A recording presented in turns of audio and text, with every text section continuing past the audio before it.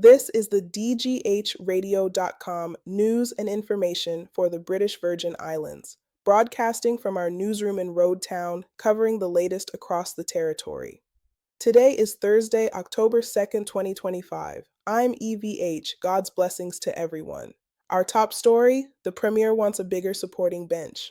Premier Dr. Natalio Wheatley is urging an increase in junior ministers attached to the cabinet. He argues that more hands would speed up delivery on the ground, roads, permits, small business support, and improve oversight of day-to-day execution while senior ministers focus on policy direction. Supporters say added juniors could be assigned to discrete portfolios like digital transformation, tourism product development, and MSME finance, creating clearer ownership and faster troubleshooting when projects stall. Critics counter that an expanded front bench risks higher payroll costs and blurred accountability unless roles are tightly defined. What to watch: whether any proposal ties new posts to measurable outcomes, time to approval for building permits, completion rates on maintenance backlogs, and quarterly service targets the public can actually track. Constitutional weather, clearing skies but with a chill in the air. London's decision to revoke the dormant order in council kept in reserve since 2022 is drawing mixed reactions here. Leaders have welcomed the move in principle while noting that reforms aren't finished, and that the way news reached the territory did not show due regard for our institutions. That critique blends into a wider frustration. Some in government describe UKV relations as still feeling confrontational, even after reform milestones. The practical point for residents and investors is this: the backstop is being removed, but the homework continues. Embedding procurement rules, tightening public finance controls, and making performance management in the public service real. What to watch, tone, and process. Do high-impact announcements now arrive through clear, agreed channels? And do constitutional conversations translate into better water service, faster immigration processing, and more predictable planning approvals? Workplace rules are tightening, and employers are on notice. The Department of Labor and Workforce Development has stepped up inspections to curb illegal employment. The push centers on employer responsibility. Verify each worker's authorization, keep records current, and ensure roles match permit conditions. Authorities stress this protects employees from exploitation and protects compliant businesses from being undercut. Practical steps for employers: run an internal audit now, fix discrepancies before inspectors arrive, and train supervisors to flag job role changes that may trigger permit updates. The friction point is obvious: tight labor markets and paperwork delays. The department's position, compliance and growth, can coexist if rules are applied consistently, and processing keeps improving. What to watch: clear SLAs for permit processing and a public dashboard that shows turnaround times, approvals, and denials by category. Public safety, big summit, bigger expectations. Authorities have hailed the territory's first anti-crime summit a success after 3 days focused on gun violence, domestic abuse, youth engagement, and faster case flow. The theme was prevention with accountability, community-based programs alongside better intelligence sharing, investment in surveillance, and stronger judicial capacity. Residents, though, will judge by results. Over the next year, the public will be looking for fewer shootings, faster time to trial, and visible neighborhood policing where people live and work. What to watch: a published action plan with quarterly scorecards so the community can see which pledges are on schedule, which are lagging, and why.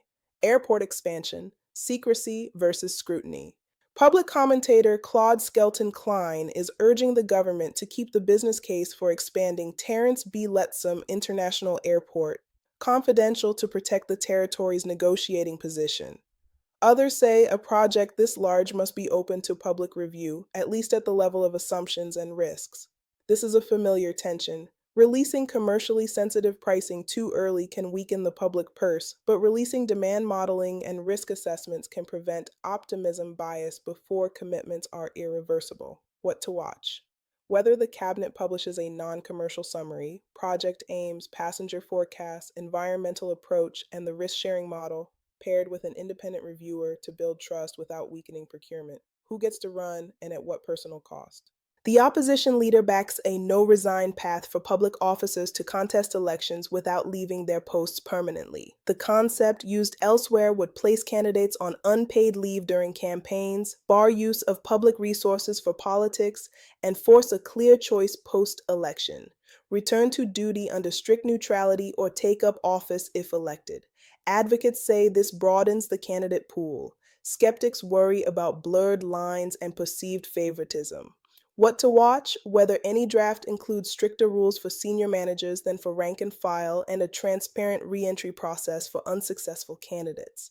Leadership rules. Keep the field open. Premier Wheatley has also pushed back on a proposal to limit eligibility for Premier to at-large members only.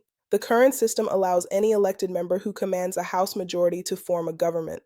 Supporters of change say at-large selection strengthens territory-wide legitimacy. Critics say it sidelines strong district leaders and would concentrate money and attention in a handful of territory-wide races.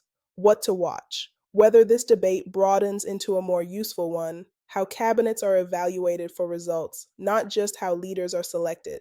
Talent pipeline, interns to hires in financial services. BVI Finance reports that participants in this year's Tomorrow's Leaders internship program are already landing full-time roles with corporate service providers, fund administrators, and law firms. Structured mentoring plus real projects gave employers a longer look at candidates and gave students a head start on professional tracks in compliance, funds, and restructuring.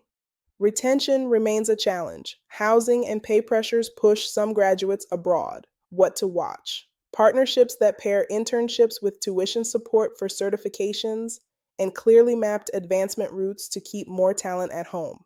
The network gets faster, 5G goes live. Caribbean Cellular Telephone has switched on the territory's first 5G mobile network. Expect higher speeds, lower latency, and more capacity in busy areas. The immediate benefits will be reliability and consistency. Fewer slowdowns at peak times, smoother experiences for visitors who expect mainland performance, and headroom for businesses to modernize point of sale, logistics, and booking systems. Coverage will expand in phases. What to watch? Real-world performance metrics published regularly, clear coverage maps, and resilience commitments. Because faster networks also have to ride out storms. By the numbers, finance steady through Q2.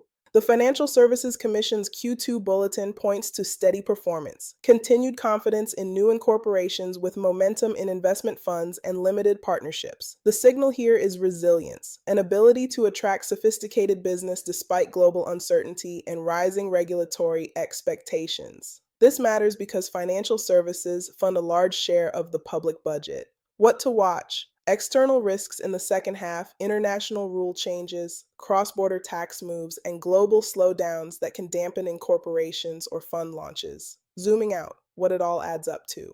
On governance, leaders are negotiating structure. More junior ministers, clearer lines between elected officials and the permanent public service, and rules that shape who can stand for office. On the UK relationship, the backstop is heading out, but process, tone, and delivery still matter. On services, compliance is tightening even as the economy modernizes. 5G online, interns stepping into full-time roles, and a financial sector holding steady. And on safety, the territory has a plan on paper and a community waiting to see it live in the numbers. Before we go, a few practical questions for the week ahead. If the cabinet adds junior ministers, which 3 service metrics should move within 6 months? What minimum non-commercial information about the airport plan would give the public a fair view without weakening negotiations? Which crime indicators, gun-related incidents, case clearance rates, or youth program enrollments should be the headline scorecard? And for the 5G rollout, what level of uptime and restoration targets should carriers commit to before the next storm season? That's the latest from DGHradio.com. For continuous updates and community bulletins, visit the site anytime. This is the EVH Newscast. I'm EVH. Stay safe, God bless you, and God bless these Virgin Islands. Ciao.